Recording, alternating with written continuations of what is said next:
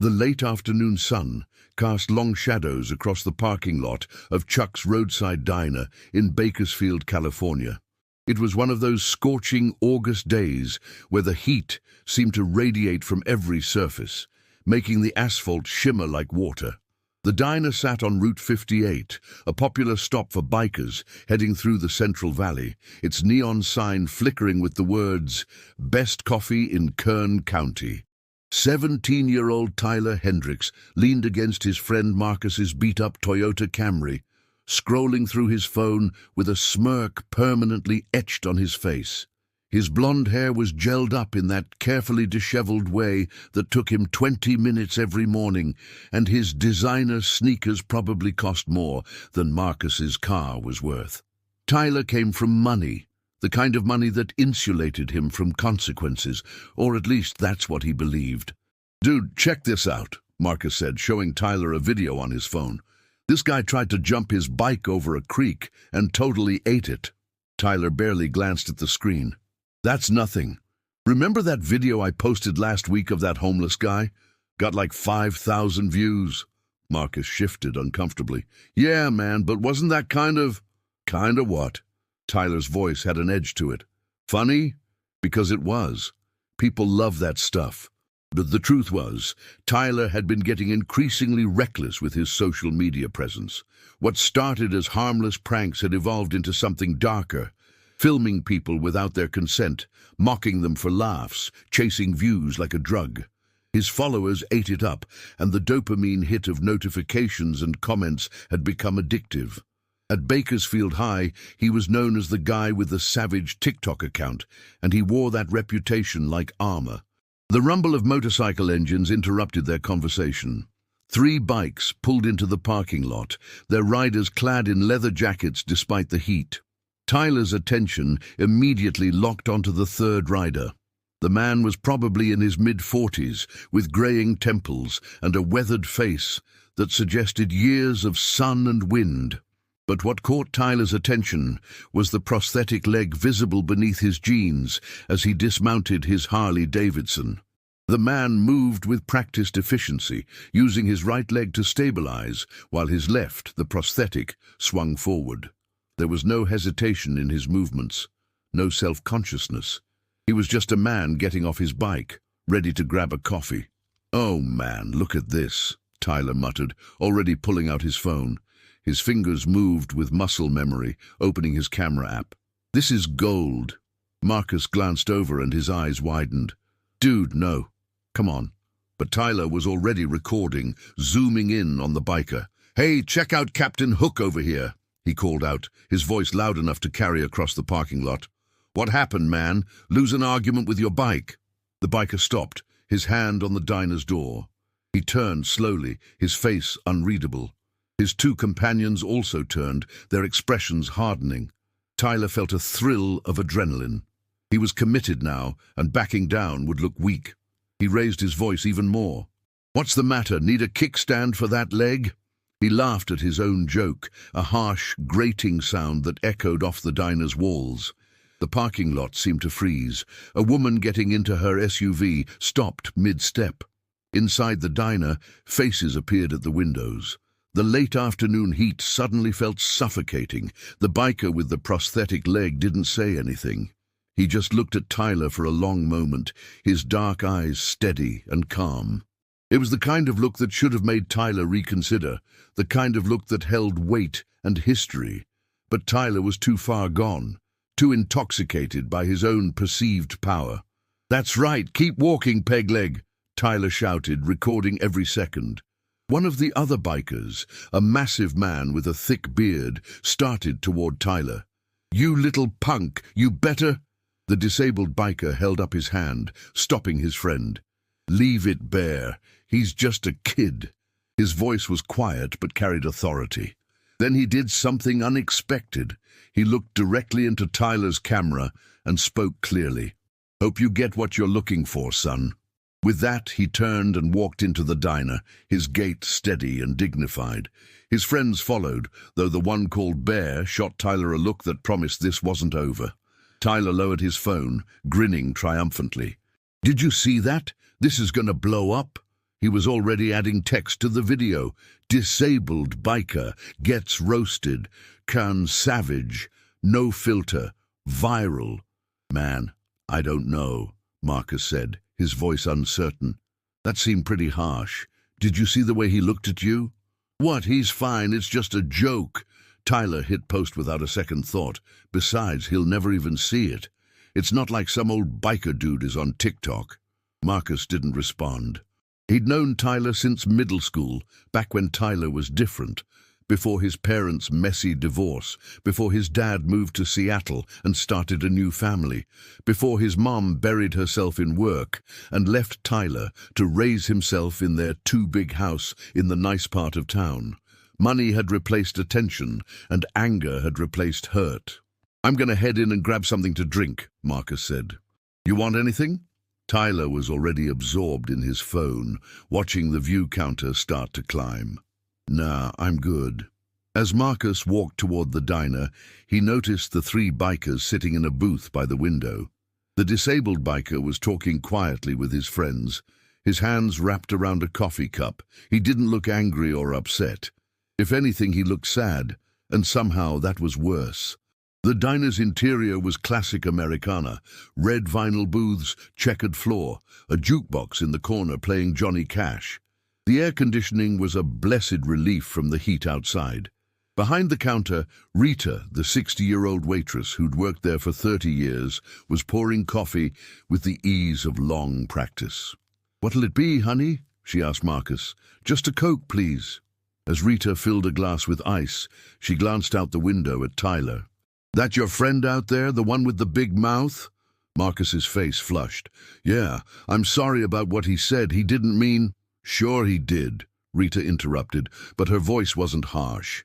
"People don't say things like that by accident. They say them because they think they can get away with it." She slid the Coke across the counter. "That man he was mocking, that's James Martinez. Lost his leg in Afghanistan, saved 3 of his squad mates, pulling them out of a burning vehicle. Got the Bronze Star for it." Marcus felt his stomach drop. Tyler doesn't know. Ignorance isn't an excuse, honey. It's just an explanation." Rita turned to wipe down the counter. "Your friend out there is playing with fire. One day he's going to get burned." Back in the booth, James Martinez sipped his coffee and stared out the window at the teenager who was still absorbed in his phone. His friend Bear was less philosophical. "James, you should have let me handle that punk," Bear growled. "Nobody talks to you like that." James shook his head. "What good would that do? Beat up a kid and prove what? That we're everything he already thinks we are?" "He disrespected you, brother," said Tommy, the 3rd member of their group. Tommy was the youngest, only 35, and still carried some of that youthful fire. "You don't let that slide." "I didn't let anything slide," James replied calmly. "I chose not to respond with anger. There's a difference." He took another sip of coffee. "That kid out there, he's hurting. You can see it in his eyes. Hurt people hurt people. Getting angry at him won't fix what's broken inside him." Bear grunted. "You're a better man than me, James." "Nah, I've just had more practice at this." James smiled slightly. "You know how many times I've dealt with this kind of thing since I got back? Some people see the prosthetic and they don't know how to react. Some get awkward, some get pitying, and some act like that kid. It says more about them than it does about me." "Still doesn't make it right," Tommy muttered. "Never said it did. But I'm not going to let someone else's ignorance ruin my day. We've got 200 miles to cover before we hit Monterey, and I intend to enjoy every one of them." James finished his coffee and stood. "Come on, let's get back on the road." As the 3 bikers paid their bill and headed for the door, Marcus caught James's eye. "Sir, I just wanted to say, I'm sorry. About my friend. What he said was wrong." James studied the kid for a moment. He could see the genuine remorse there, the discomfort of being associated with cruelty. "You're not responsible for your friend's actions, son, but you are responsible for your own. Remember that." Outside, Tyler had moved to sit on the hood of Marcus's car, still scrolling through comments on his video. He'd already gained 500 new followers, and the comments were flooding in. Most were laughing emojis and flames, people egging him on, telling him he was savage. A few criticized him, but he quickly blocked those users. Negativity had no place in his feed. He didn't look up as the three bikers emerged from the diner. Didn't see the way James paused for just a moment, looking at him with something that might have been pity. Didn't notice the woman in the SUV taking a picture of him, or the family in the minivan whose father was shaking his head in disgust. Tyler Hendricks was too busy basking in his 15 minutes of fame to notice that the ground beneath him was already starting to crack. As the motorcycles roared to life and pulled out of the parking lot, James Martinez allowed himself one look back. The kid was still on his phone, still oblivious to everything around him. James had seen that look before, the false confidence that comes from never having faced real consequences. He wondered what it would take to crack through that shell, to reach the hurting kid underneath the bravado. He hoped, for the kid's sake, that the lesson wouldn't be too harsh. But in his experience, life had a way of teaching its lessons exactly as hard as they needed to be taught. The sun was starting to dip toward the horizon as Marcus finally convinced Tyler to leave. As they drove away from Chuck's roadside diner, neither of them noticed the local news van pulling into the parking lot, or the reporter inside making notes about the incident that had been reported to them by several concerned witnesses. Tyler's phone buzzed constantly with notifications. His video had crossed 10,000 views and was still climbing. He felt invincible. He had no idea that his life was about to change forever. Tyler woke up the next morning to the sound of his phone exploding with notifications. It was 7:23 a.m. on a Saturday, and normally he'd sleep until noon, but the constant buzzing and pinging had infiltrated his dreams and dragged him into consciousness. He reached for his phone with a groan, expecting more praise for his video from yesterday. What he saw made him sit bolt upright in bed. His TikTok account had blown up overnight, but not in the way he'd hoped. The video had been shared across platforms, jumping from TikTok to Twitter, Facebook, Instagram, even Reddit. But the narrative had shifted. News outlets were picking it up. Local blogger Karen Chen had written a piece titled "The Cruel Face of Generation Z." Teen mocks disabled veteran at local diner. Tyler's chest tightened. How did they know he was a veteran? He scrolled frantically through the comments. The tone had completely changed from the previous evening, where before there had been laughing emojis and flames. Now there were angry faces and lengthy paragraphs about respect, dignity, and the sacrifices of military service. "This kid is disgusting. That man lost his legs serving our country. Someone identify this brat. His parents need to see this. This is what's wrong with kids today. Zero respect, zero consequences. I hope karma catches up with him fast." Tyler's hands trembled as he continued scrolling. Someone had already found his Instagram and Facebook accounts. His full name was being shared in comment threads. His high school was being tagged. Someone had even found his mother's LinkedIn profile. "Oh God," he whispered. "Oh God, oh God, oh God." A new comment caught his eye, this one with over 20,000 likes. "Update. This is James Martinez, Bronze Star recipient, lost his leg pulling soldiers from a burning vehicle in Kandahar. While this punk was probably playing Fortnite, James was saving American lives. Disgusting." The comment included a photo of James in his military uniform, young and whole, standing proud with his squad. Tyler felt something cold settle in his stomach. This wasn't just some random biker anymore. This was a decorated war hero, and Tyler had called him Captain Hook and Pegleg in front of thousands, now millions of people. His phone rang, making him jump. It was his mom. "Tyler." Her voice was ice. "We need to talk now. I'm coming home." "Mom, I can explain." "You can explain when I get there. I just got a call from my boss." "A call, Tyler, at 7 a.m. on a Saturday." Do you have any idea how humiliating it is to have your boss call you to ask if your son is the kid in the viral video mocking a disabled veteran? The line went dead. Tyler sat in his bed, his expensive sheets suddenly feeling suffocating. He pulled up Twitter and immediately wished he hadn't.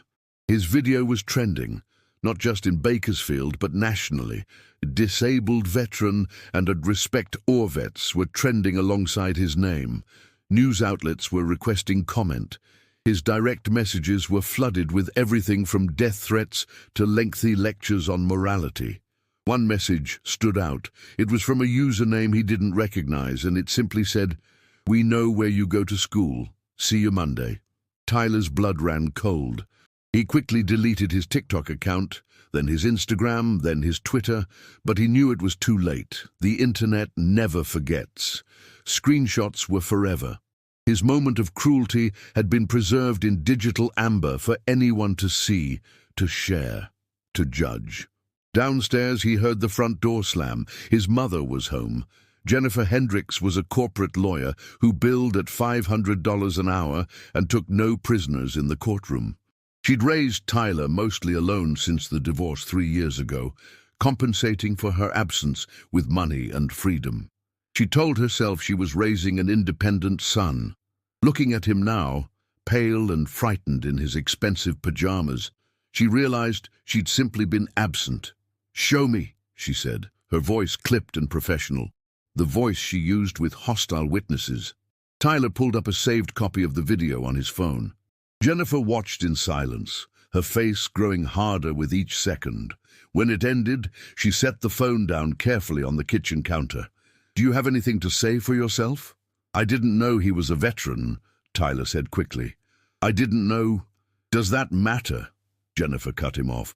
"If he hadn't been a veteran, would that have made it okay? If he'd lost his leg to diabetes or a car accident or cancer, would that have justified your cruelty?" Tyler didn't answer. "I raised you better than this," Jennifer continued, and for the first time, Tyler heard something crack in her voice. Not anger, disappointment, which was somehow worse. "Or at least I thought I did. Clearly I was wrong. Mom, everyone at school does stuff like this. It's just for laughs." "For laughs?" Jennifer's voice rose. "Tyler, a man's suffering is not entertainment. His disability is not a punchline. What you did was not harmless fun. It was cruel, it was thoughtless, and it's going to have consequences." As if on cue, Jennifer's phone rang. She glanced at the screen and closed her eyes. "It's Principal Robertson."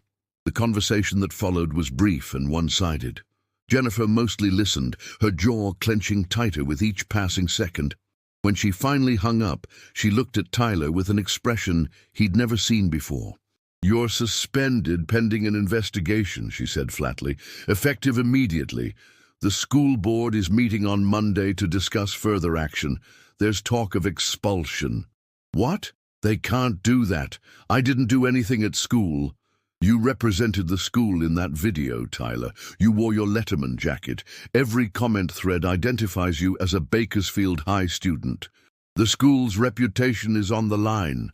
And right now, protecting that reputation means distancing themselves from you." Tyler felt the room spin. Expelled. He was supposed to graduate next year. He had college applications to think about, scholarships, his whole future. This couldn't be happening. It was just a stupid video. "There's more," Jennifer continued. "Channel 7 News wants to do a story. They've already interviewed people from the diner. Someone recorded the incident from inside the restaurant, a different angle that shows the veteran's face clearly. Shows how calmly he handled your mockery. It makes you look even worse if that's possible." Tyler slumped into a kitchen chair. "What do I do?" For the first time since she'd arrived home, Jennifer's expression softened slightly. "I don't know, Tyler. I honestly don't know. But we're going to figure it out together.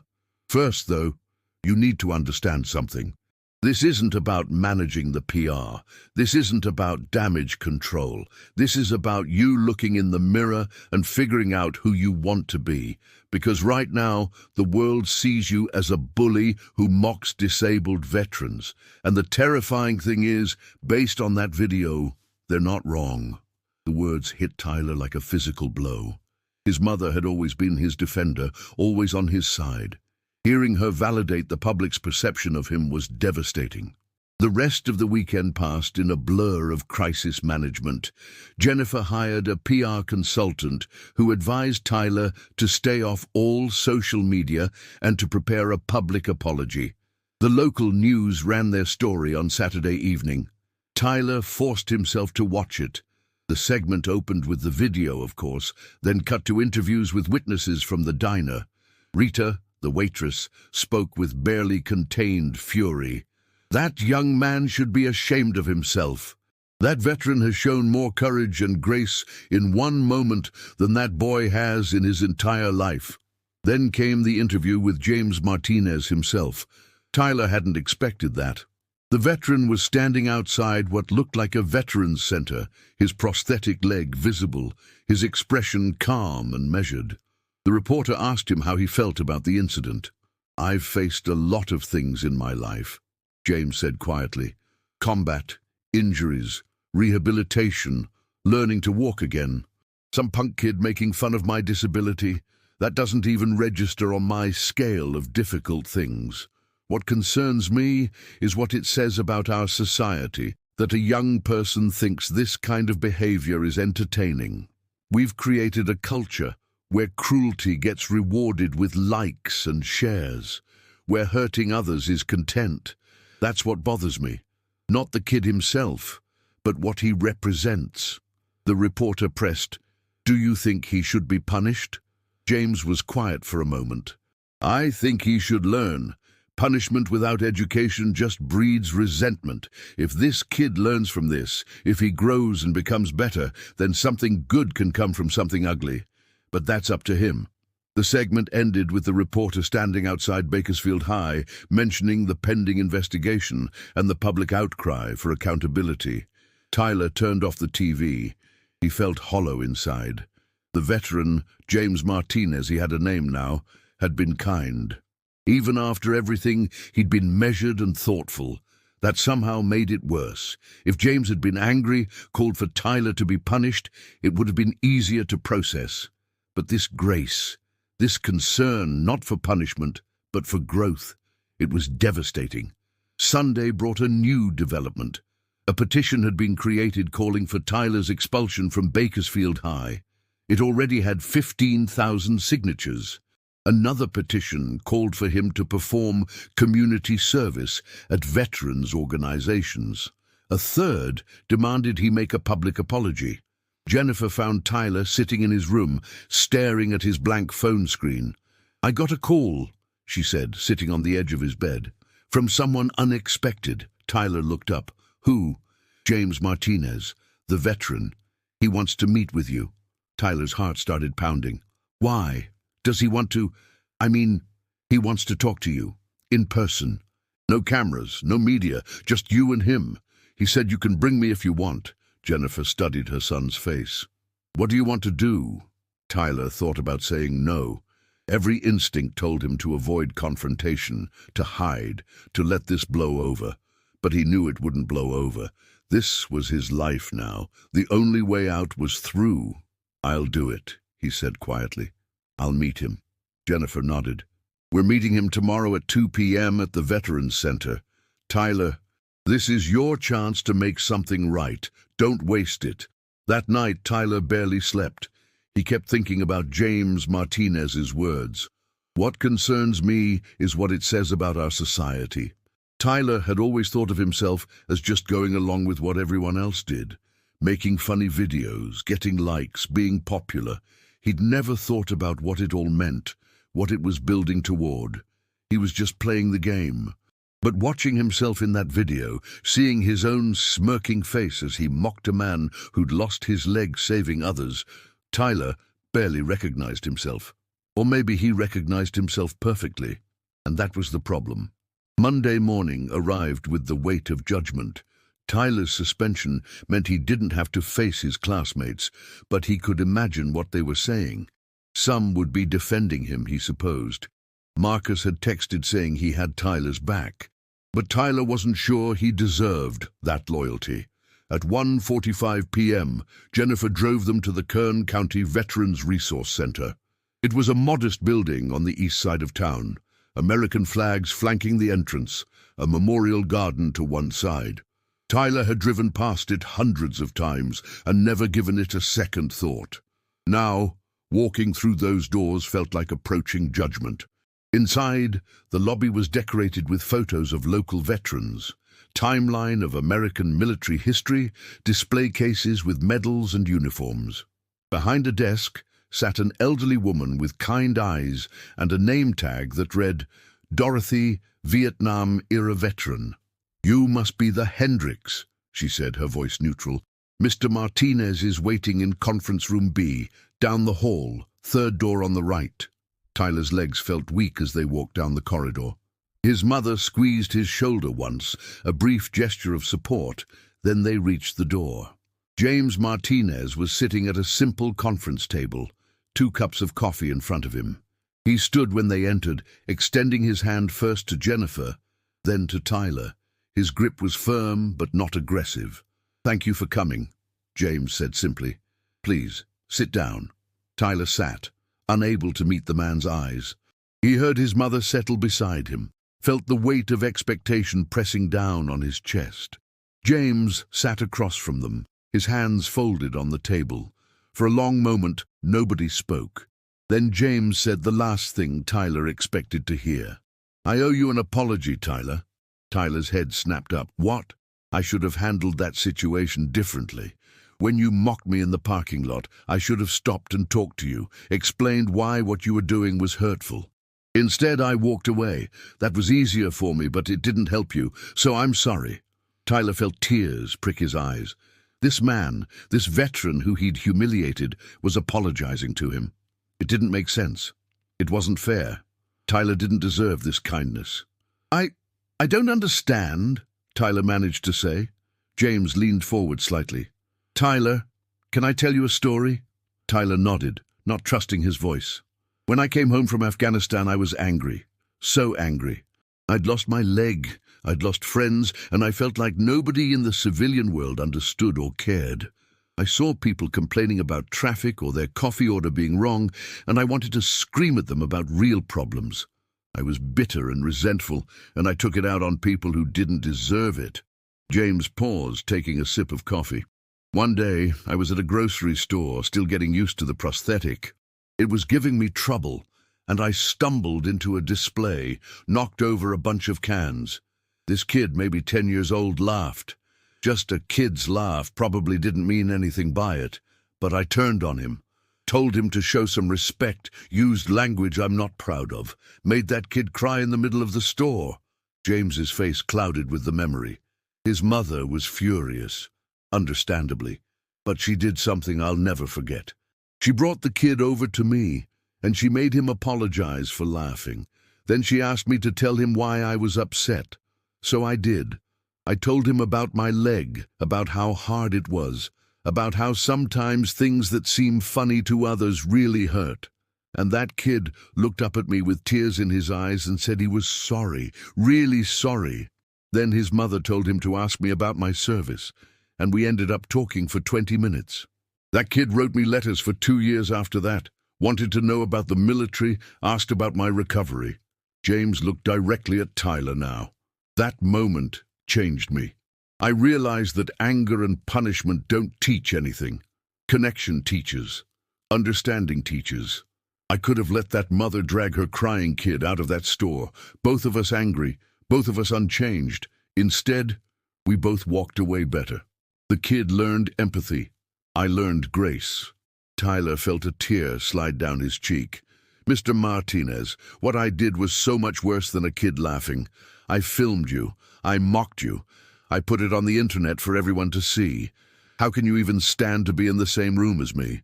"Because you're here," James said simply. You could have refused this meeting. You could have doubled down, gotten defensive, blamed everyone else. But you're here. That tells me something. It tells you I'm scared, Tyler said, his voice cracking. I'm scared I'm going to get expelled. I'm scared my life is ruined. I'm scared everyone hates me. They're valid fears, James acknowledged. But is that the only reason you're here? Tyler thought about it. Really thought about it. Was he just here to save his own skin, to manage the fallout? Or was there something more? He thought about watching the news segment, seeing James speak with such dignity. He thought about the pit in his stomach when he realized he'd mocked a Bronze Star recipient. He thought about not being able to sleep, not because he was afraid of consequences, but because he couldn't stop seeing James's face in the parking lot. Calm, sad, resigned. No, Tyler said quietly. I'm here because what I did was wrong, and because I'm sorry. Really, truly sorry. For the first time, Tyler looked directly into James's eyes. I don't have an excuse. I knew it was wrong when I was doing it, but I did it anyway because I thought it would be funny, because I thought it would get me likes and followers. I've been chasing that feeling for so long, the feeling of people paying attention to me, that I stopped thinking about whether what I was doing was right. I stopped thinking about people as people. They were just content.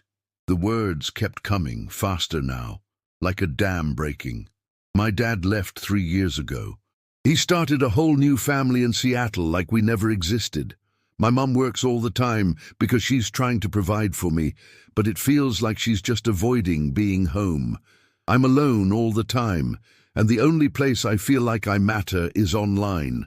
So I kept pushing, kept trying to be more shocking, more outrageous, because that's what gets attention. But I know that's not an excuse. Lots of people have problems and they don't become cruel. I became cruel, and that's on me. Jennifer put her hand on Tyler's shoulder, and he realized she was crying too. James was quiet for a long moment.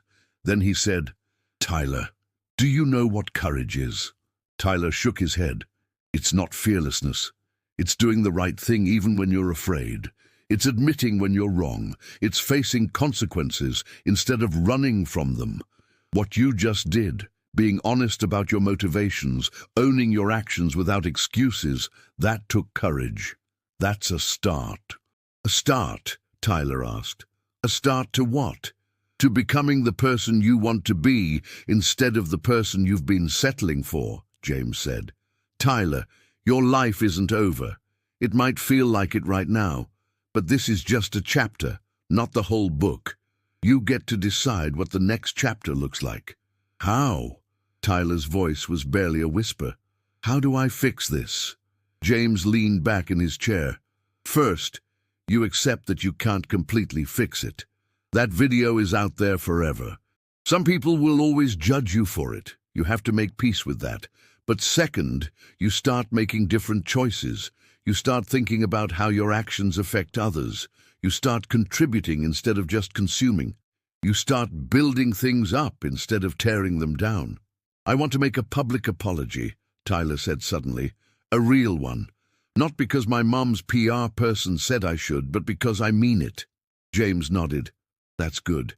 But Tyler, apologies are just words. They're important words, but they're just a start.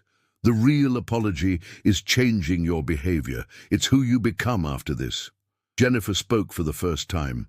Mr. Martinez, you've shown my son more grace than he deserves. I don't know how to thank you. You don't need to thank me, James said. Just help him follow through, hold him accountable, support him when he struggles. That's all any of us can do. Try to leave people better than we found them. Tyler took a shaky breath. Can I ask you something? Anything, James said. Does it ever stop hurting, the things people say about your disability? James considered the question. It stops hurting as much. You build a thicker skin. But more importantly, you learn to separate other people's ignorance from your own worth. What you said in that parking lot, that didn't diminish me. I know who I am and what I've done. Your words said everything about you and nothing about me.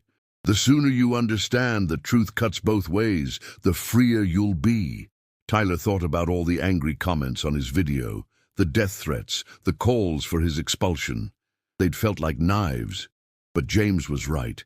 They said more about the commenters than they did about Tyler. That didn't make what he'd done okay, but it did make the hatred easier to bear. "I have an idea," James said. "If you're serious about making amends, about changing, I'd like to offer you something. This Veterans Center runs a community service program. We need help with all kinds of things: yard work, filing, helping veterans navigate their benefits applications, organizing events. It's not glamorous work, and it won't erase what you did. But it would give you a chance to contribute something positive, to see veterans as people, not punchlines." Tyler didn't hesitate. "I'll do it. However many hours you want, I'll do it." "It's not about hours," James corrected gently. "It's about commitment. I'm not interested in you checking boxes so you can say you served your time. I want you to actually engage, to learn, to grow. Can you do that?"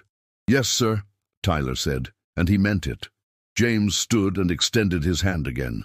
This time, when Tyler shook it, he didn't feel shame. He felt hope, the smallest glimmer of it, but it was there.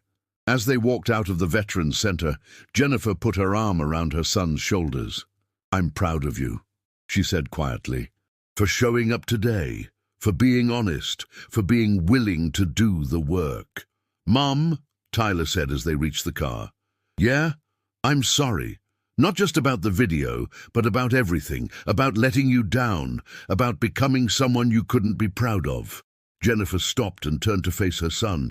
"Tyler, I never stopped being proud of you. Disappointed in your choices? Yes. Angry about your behavior? Absolutely. But not proud of you, of the core of who you are. Never. You're my son. And after today, after seeing you take responsibility, after watching you be vulnerable and honest, I've never been prouder." They hugged in the parking lot, both of them crying, both of them beginning to heal. That evening, Tyler drafted his public apology.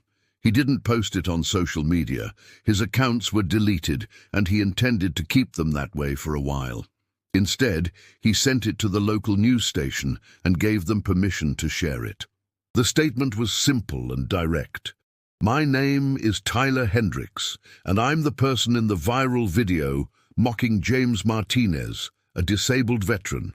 I want to apologize to Mr. Martinez and to everyone I hurt with my actions.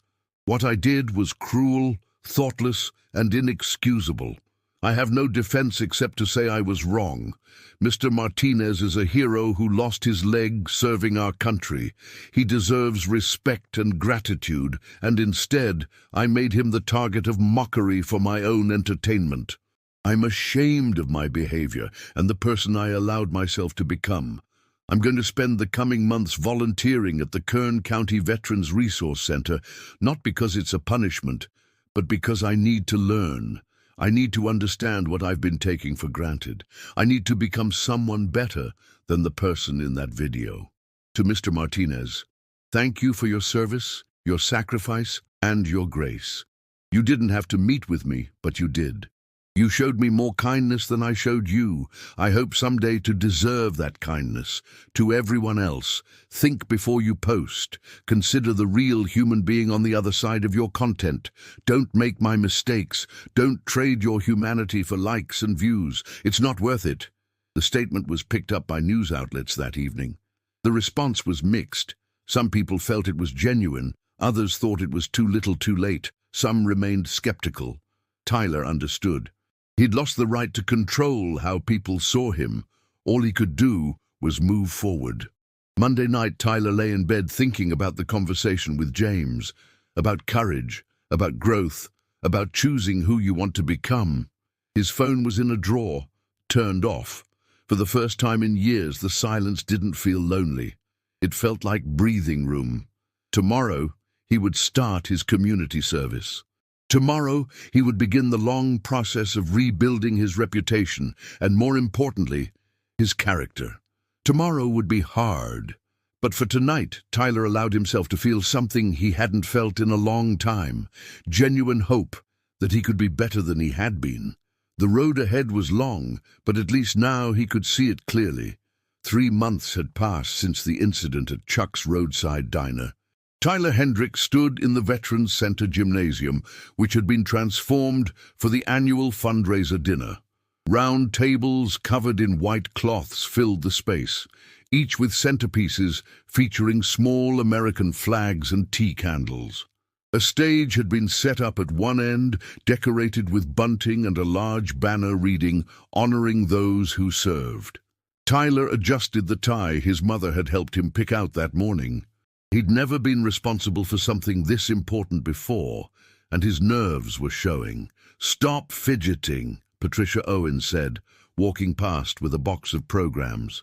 "Everything looks great. You did good, kid." The fundraiser had been Tyler's primary focus for the past 6 weeks. He'd helped coordinate catering, reach out to local businesses for donations, design and print programs, arrange for a sound system, and recruit volunteers.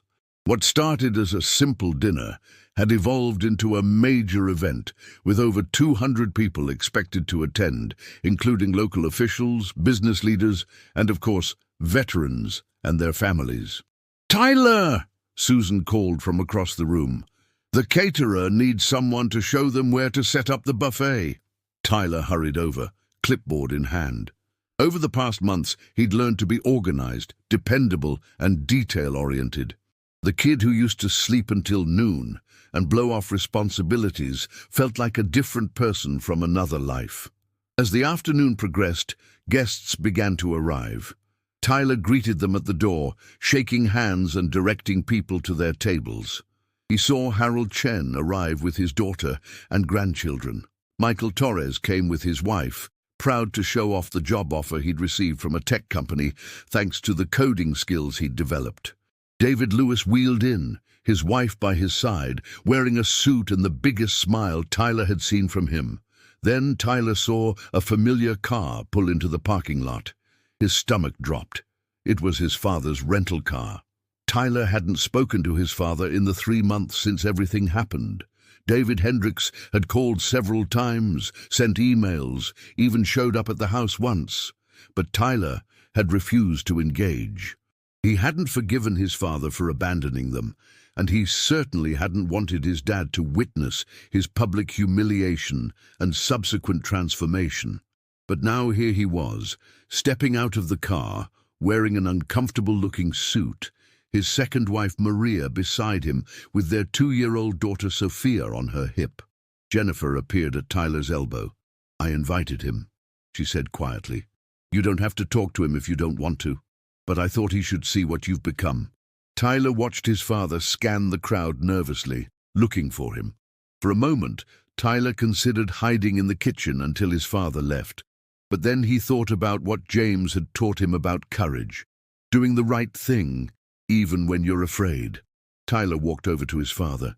"Dad." "Tyler." David's face lit up with relief and hope. "Thank you for... I know you didn't want to see me, but thank you for not making a scene." "This isn't about you," Tyler said, his voice steady but not unkind. "This is about these veterans, but since you're here, you're welcome to stay. Just please don't make this awkward." "I won't, I promise." David glanced around at the decorations, the gathering crowd, the professional setup. "Did you organize this?" "I helped," Tyler said. "It was a team effort. Your mother told me what you've been doing, the volunteer work, the community service, the way you've turned things around. Tyler, I'm proud of you." Tyler felt a flash of the old anger. "You don't get to be proud. You weren't there. You have no idea what I went through." "You're right," David said, surprising Tyler. "I wasn't there. I haven't been there for a lot of things. But Tyler, I need you to know something. What happened with the divorce, me leaving, that's on me. Not on you, not on your mother. Me. I was a coward who ran away instead of dealing with my problems. And you paid the price for that." Tyler felt his chest tighten. He'd waited 3 years to hear his father take responsibility. "I'm not asking for forgiveness," David continued. "I know I don't deserve it. But I am asking for a chance. A chance to be in your life again, even if it's just a little. A chance to show you that I can be better, the same way you're showing everyone that you can be better. Tyler looked at his father, really looked at him, and saw something he hadn't expected. Genuine remorse. David Hendricks looked tired, older than his 45 years and deeply ashamed. "I can't promise anything," Tyler said carefully. "I'm still angry. I'm still hurt. But maybe we can try." Slowly, David's eyes welled up. "That's all I'm asking for. Thank you, son." Before Tyler could respond, Susan's voice came over the sound system. "Tyler, we need you backstage." "I have to go," Tyler said to his father. "You can sit with Mom and Maria, table 7. As Tyler walked away, he felt a small weight lift from his shoulders. He hadn't forgiven his father, not fully, but he'd opened a door. That was enough for now. Backstage, James Martinez was adjusting his dress uniform in a mirror. He'd be giving a speech later, and despite being a decorated veteran who'd faced combat, public speaking still made him nervous. "How are you holding up?" James asked, noticing Tyler's expression. "My dad's here," Tyler said. "I talked to him. It was weird, hard, but okay, I think." James nodded. "Growth is rarely comfortable. You did good." "James, can I ask you something? How did you forgive the people who hurt you? The person who planted the bomb that took your leg?" James was quiet for a long moment. "I didn't forgive them because they deserved it. I forgave them because I deserved peace. Carrying around that hatred, that anger, it was like letting them hurt me over and over again every day. Forgiveness wasn't about them. It was about freeing myself. But how do you just let it go? You don't, not all at once. It's a choice you make every day. Some days are harder than others. But every day you choose to move forward instead of staying stuck in the past is a victory."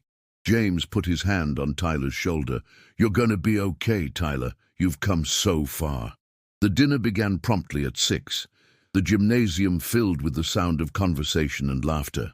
Tyler watched from the side as people enjoyed the meal, veterans sharing stories with their families, community members learning about the center's programs, and connections being made that would benefit the center long after tonight ended.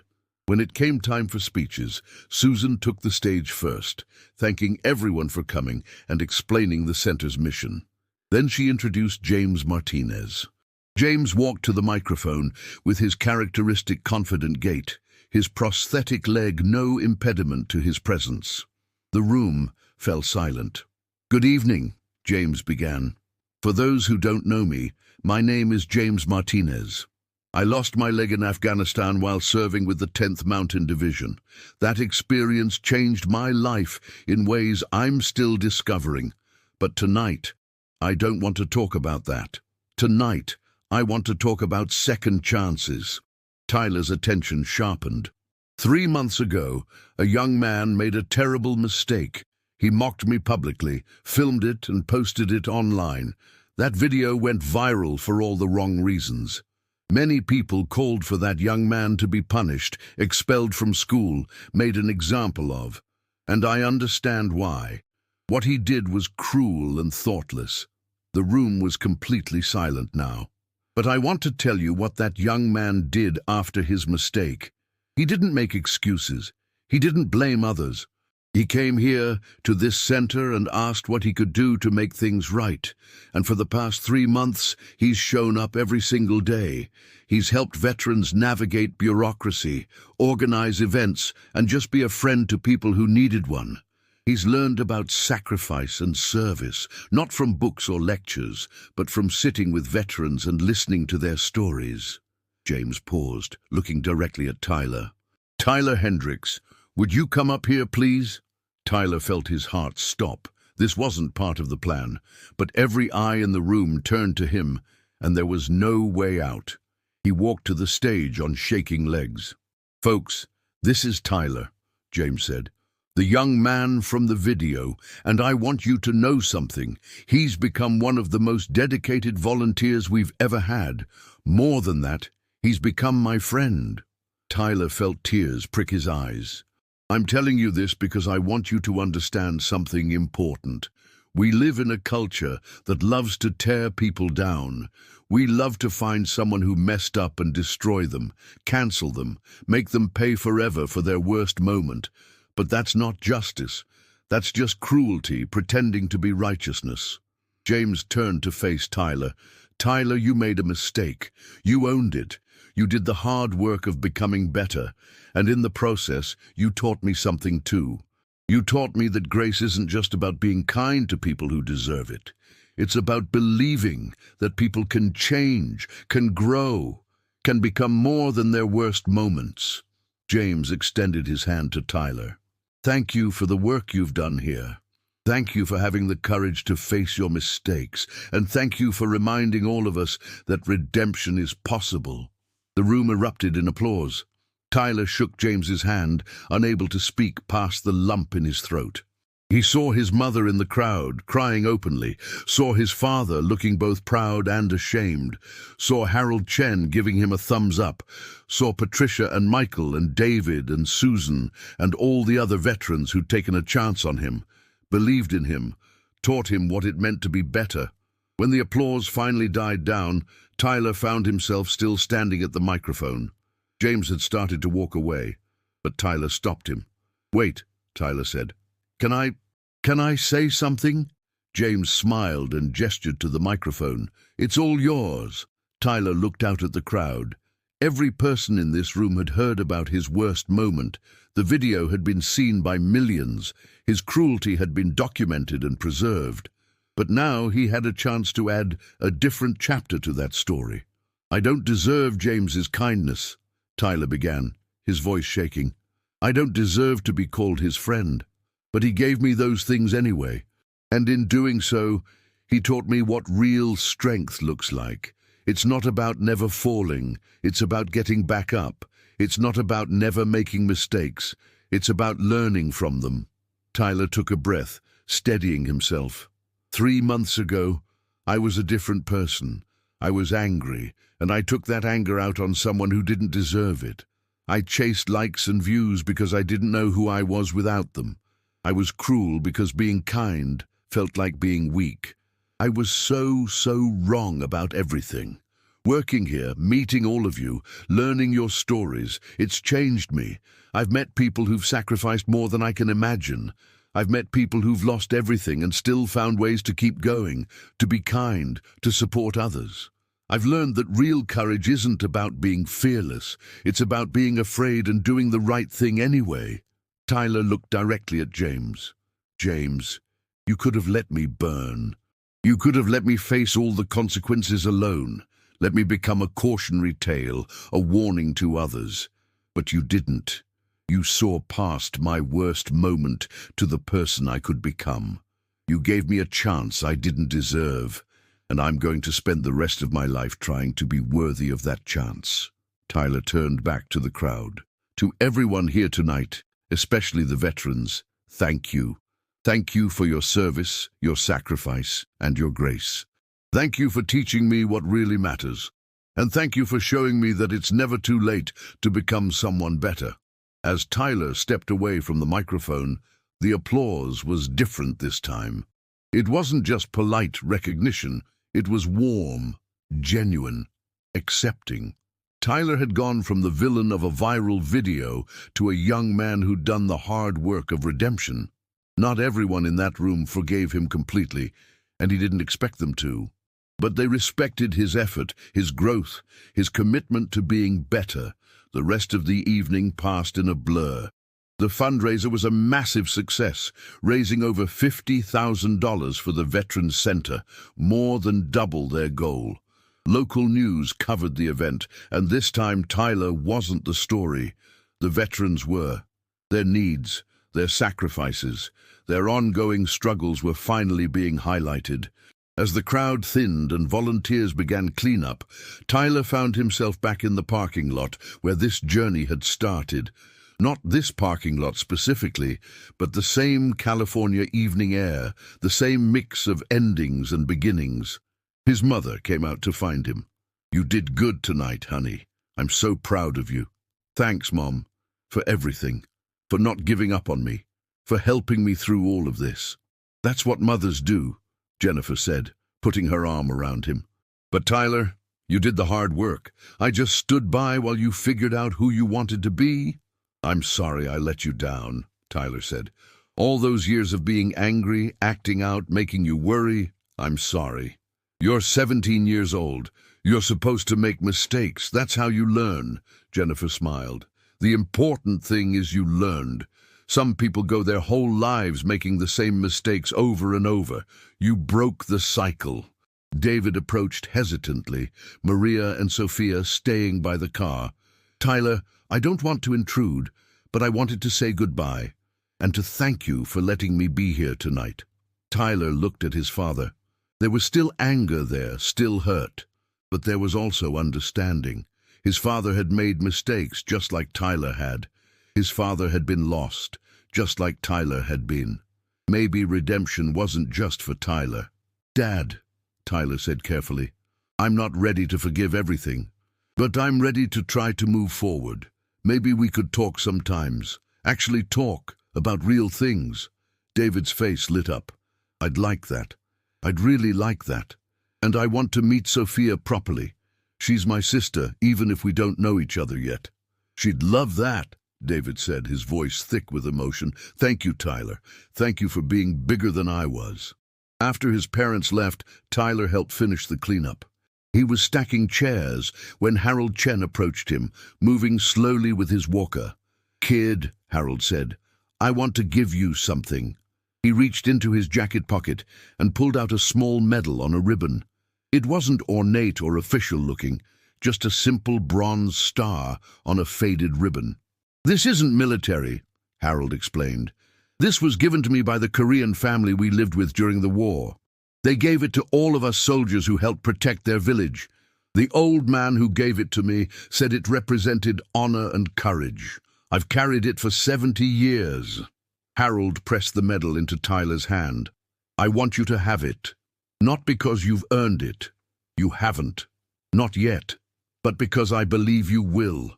You've shown me something I didn't think I'd see from your generation. You've shown me that humility and growth are still possible, that mistakes don't have to define us. Tyler's eyes filled with tears. Mr. Chen, I can't take this. It's yours. It means too much. That's exactly why I'm giving it to you, because it means something. It's not a trophy, it's a responsibility, a reminder that every day you have to choose to be better than you were yesterday. Can you handle that responsibility? Tyler closed his fingers around the medal. I'll try, sir. I promise I'll try. Harold nodded. That's all any of us can do. Now help an old man to his car, would you? These legs don't work as good as they used to. As Tyler walked Harold to the parking lot, the old veteran spoke quietly. You know what the real difference between you and most kids your age is, Tyler? What's that? You learned. You faced consequences, and instead of getting bitter, you got better. Most people, young or old, they never learn that lesson. They blame everyone else. They make excuses. They stay stuck in their worst moments. But you did the work. Remember that when things get hard again, because they will get hard. Life's like that, but you'll know you've got it in you to overcome. After Harold left, Tyler stood alone in the parking lot. He pulled out his phone. He'd gotten a new one with a new number, no social media apps installed, and looked at the blank screen. For the first time in years, he didn't feel the compulsion to document the moment, to post about it, to turn his life into content for strangers to consume. This moment was just for him. This growth was just for him. Not everything needed to be shared. James found him there a few minutes later. Penny, for your thoughts. I was just thinking about how different things are now. 3 months ago, I was obsessed with my phone, with views and likes and going viral. I would have filmed tonight, tried to make it all about me. Now I just lived it, experienced it, felt it. It's weird, but good. That's called being present, James said. It's a skill most people never learn. You're ahead of the curve. James, can I ask you something I've been wondering about? Shoot. Why me? I know what you said in there about second chances and grace and all that. But really, why did you help me? You didn't owe me anything. You could have just let me face the consequences. James considered the question. You want the honest answer? Always. Because I saw myself in you. Not the cruel part. I've never mocked someone's disability. But the anger, the hurt, the lashing out because you didn't know how to deal with pain. That was me after I lost my leg. I was drowning and someone threw me a lifeline. I just did the same for you. But I didn't deserve it, Tyler insisted. Nobody deserves grace, Tyler. That's what makes it grace. If we only helped people who deserved it, we'd never help anyone. We're all broken. We're all stumbling through this life doing the best we can. You needed help, and I was in a position to give it. That's all. Tyler thought about that, about grace, about second chances, about the long road from cruelty to kindness. I want to keep volunteering here, Tyler said. After my community service is done, after I go back to school, I want to keep coming. Is that okay? James smiled. More than okay. We'd be lucky to have you. And I've been thinking about college. I want to study social work. Maybe work with veterans or with troubled kids. Help people the way you helped me. But that's a good path, James said. You'd be good at it. You know what it's like to be lost. That gives you credibility that no degree can provide. They stood in comfortable silence for a moment, watching the last of the cleanup crew load the final boxes into trucks. Tyler, James said quietly, I need to tell you something. That video, the one you posted, it's still out there. It's always going to be out there. When you apply for jobs, when you apply to colleges, when you meet new people, some of them are going to find it. Some of them are going to judge you for it. This isn't over, not completely. Are you prepared for that? Tyler had thought about this. The digital permanence of his worst moment, the fact that his cruelty had been preserved forever, that he could never completely escape it. I know, he said, and I hate it. But I also understand it's part of my story now. Maybe it needs to be. Maybe when people see that video and then see who I've become, it'll give them hope that they can change too. Or maybe it'll just always be there as a reminder of who I never want to be again. Either way, I can't change the past. I can only move forward. That's a mature perspective, James said. Just remember, you're not defined by your worst moment any more than I'm defined by losing my leg. We're both more than the worst things that happened to us, or the worst things we've done. As the last truck pulled away and the parking lot emptied, Tyler and James walked back toward their cars. The night was cool, the stars bright in the clear California sky. James, Tyler said, thank you for everything, for the second chance, for the lessons, for believing in me when I didn't believe in myself. I don't know how I can ever repay you. You don't repay grace, James said. You pay it forward. Someone's going to need help someday, and you'll be there to give it. That's how this works. Tyler returned to school after winter break. Walking back into Bakersfield High was one of the hardest things he'd ever done. Everyone had seen the video. Everyone knew what he'd done. Some students avoided him. Some whispered when he walked by. A few, led by Marcus, who'd stuck by him through everything, welcomed him back. But Tyler was different now. The comments, the stares, the judgment, they stung, but they didn't define him. He knew who he was becoming, and that mattered more than what others thought. In his first week back, a freshman was being bullied in the hallway. A group of upperclassmen were filming him, mocking his stutter, turning his pain into entertainment. Tyler saw it and felt sick recognition of his former self. Without thinking, Tyler stepped between the phone and the freshman.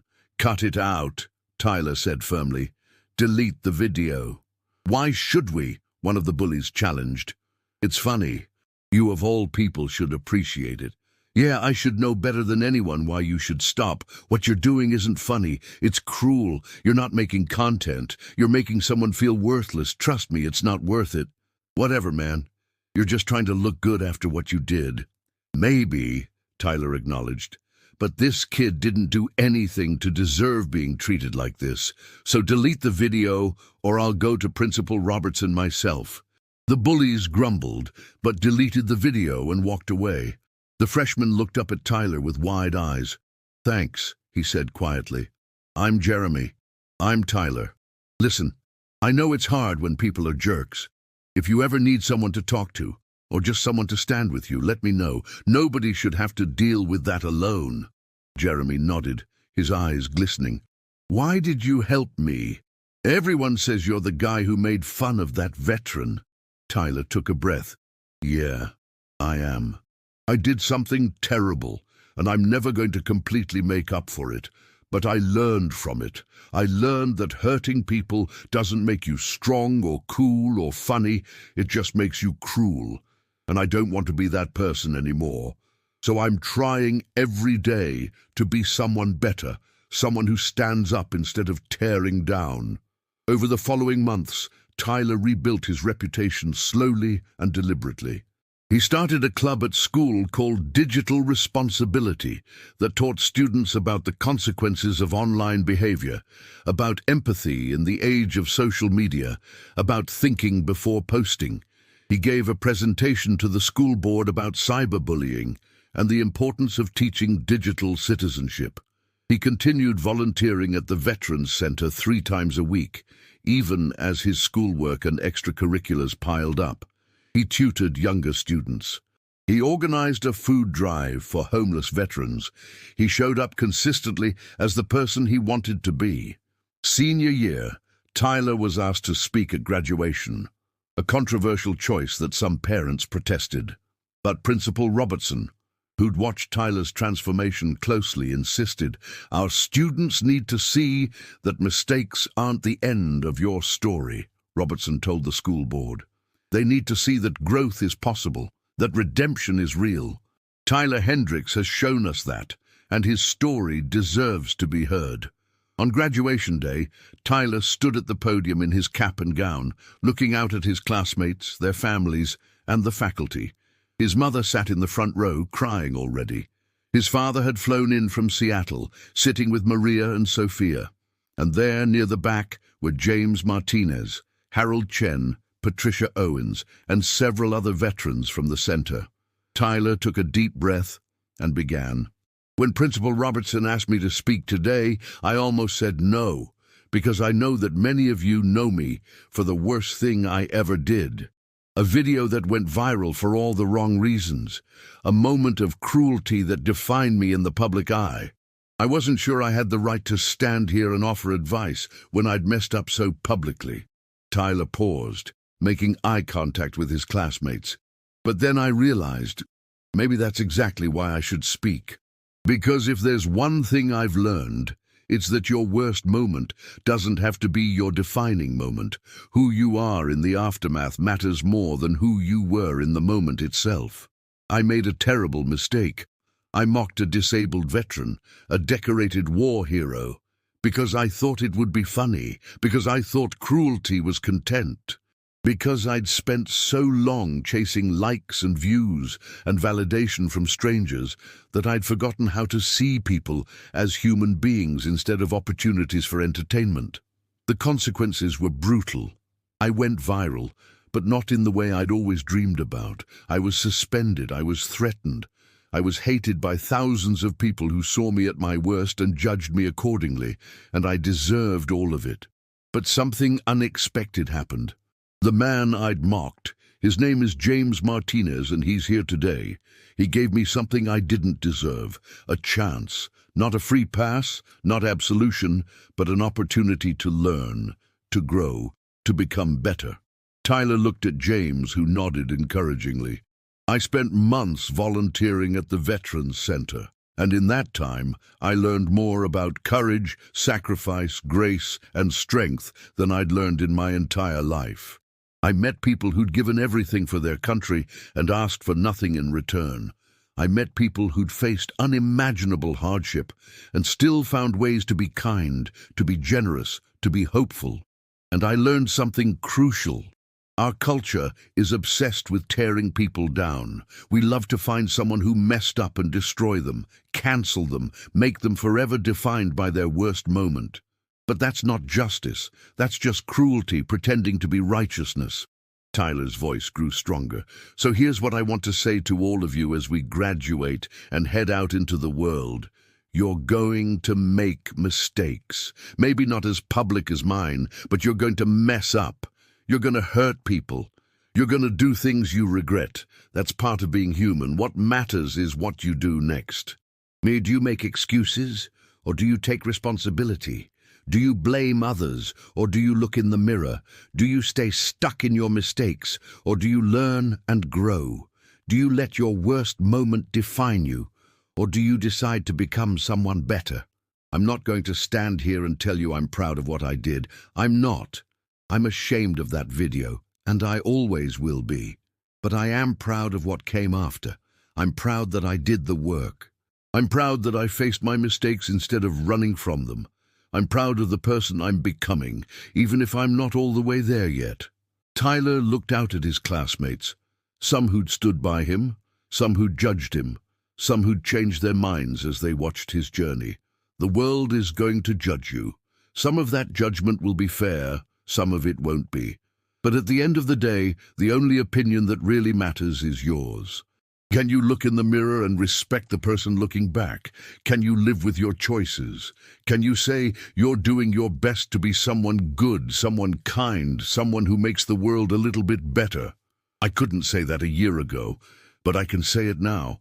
And my hope for all of us, for our entire class, is that we choose to be people of grace instead of judgment, of growth instead of stagnation, of kindness instead of cruelty. We have the power to make the world better or worse. We get to choose every single day. Tyler's voice softened. To James Martinez and all the veterans who took a chance on me, thank you for teaching me what real strength looks like. To my mother, who never gave up on me even when I gave her every reason to, thank you for your patience and love. To my classmates who stood by me when it would have been easier to walk away, thank you for your friendship. And to everyone I hurt with my actions, I'm sorry. I'm working every day to be worthy of your forgiveness. Tyler looked out at the crowd one final time. Class of 2026, we're about to go out into a world that desperately needs people who are willing to grow, to change, to be better than they were yesterday. Let's be those people. Let's choose grace over cruelty. Let's choose growth over stagnation. Let's choose to lift each other up instead of tearing each other down. And let's remember that we're all works in progress. None of us have arrived. We're all still becoming, so let's become people we can be proud of. Thank you. The applause started slowly, then built to a roar. Tyler walked back to his seat, his hands shaking, his heart pounding. He'd done it. He'd owned his mistake publicly, shared his growth, and offered hope to his classmates. After the ceremony, as students threw their caps in the air and families took photos, Tyler found himself surrounded by people. Some congratulated him on his speech. Some thanked him for his honesty. Jeremy, the freshman Tyler had stood up for, gave him an awkward hug. Marcus clapped him on the back and said, "You did good, man, really good." But the moment that mattered most came when James Martinez approached with Harold Chen and Patricia Owens. "That was quite a speech," James said, extending his hand. "You've come a long way, Tyler." "I had good teachers," Tyler replied. Harold spoke up, his voice gruff but warm. "Kid, I want you to know something. That medal I gave you, you've earned it now. You did the work. You became someone better. I'm proud of you." Patricia handed Tyler an envelope. "This is from all of us at the center. Don't open it until you get home." Later that evening, Tyler sat in his room, still wearing his graduation gown, and opened the envelope. Inside was a letter signed by over 30 veterans, each adding a personal note. But at the top, in James's handwriting, was a message that made Tyler's eyes fill with tears. "Tyler, you came to us broken and angry, looking for a way to fix your mistake. What you found instead was a community that showed you who you could become. You taught us something too.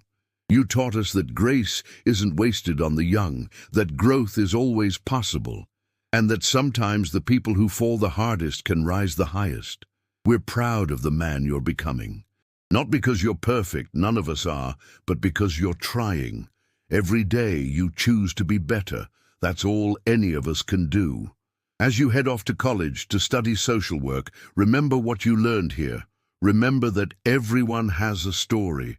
Remember that cruelty is easy and grace is hard. Remember that your worst moment doesn't define you, your response to it does. Stay in touch, come visit when you can, and know that you'll always have a home here with us.